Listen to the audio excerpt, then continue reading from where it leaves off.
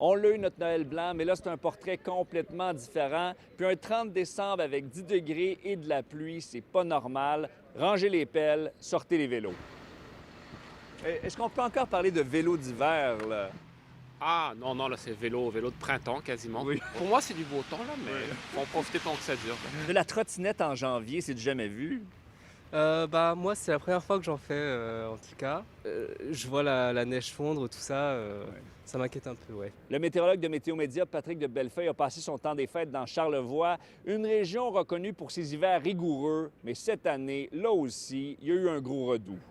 Bien, il y a quand même plu pas mal depuis hier soir, les quantités quand même assez impressionnantes. On parle de 30, 35, 40 mm de pluie par endroit. C'est sûr que le couvert de neige a baissé un petit peu. Il en reste encore, mais il y en a de moins en moins. Tu sais qu'à ce temps-ci de l'année, normalement, on a pas mal de glace sur Saint-Laurent aussi. Et ça, je peux dire qu'il y en a presque pas de glace sur Saint-Laurent cette année. La semaine dernière, on avait des moins 10 comme maximum. On est rendu à plus 10 à Montréal aujourd'hui. Et cette espèce de va-et-vient là, est littéralement dû au changement climatique, ça c'est sûr. Les touristes de partout dans le monde se font vendre le Canada comme un pays avec des tempêtes de neige mythiques et spectaculaires. Mais cette année, il y a peut-être eu un peu de fausse représentation. Voilà, c'est l'image qu'on a du Canada, nous, Français. Cabane au fond des bois, dans la neige, 1 mètre de neige, voilà.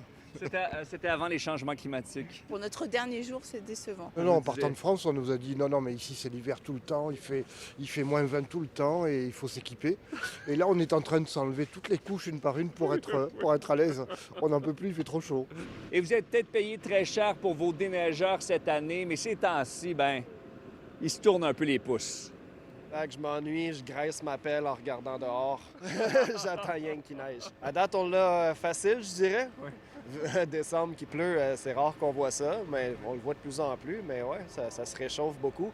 On a remarqué aussi que la période hivernale se déplace un peu. Elle commence plus tard puis elle finit plus tard. L'hiver n'est pas terminé, hein, ça vient juste de commencer.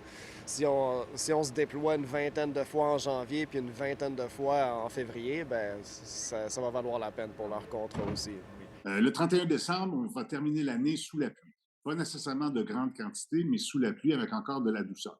La journée de transition, c'est le 1er janvier. On va passer de pluie à neige. Encore là, pas non plus de grande quantité, mais quand ça va commencer à se dégager à partir du 2, du 3, le mercure va se mettre à descendre et la fin de semaine prochaine, donc le 4 et le 5, c'est là où on va se retrouver avec des maximums autour des moins 10, moins 12 dans plusieurs secteurs du sud du Québec. Et c'est une époque qui n'est pas facile non plus pour les bonhommes de neige qui payent le gros prix de tous ces yo-yo météorologiques. La neige va quand même être de retour au début de l'année prochaine. À Montréal, Étienne Fortin-Gauthier pour Nouveau Info.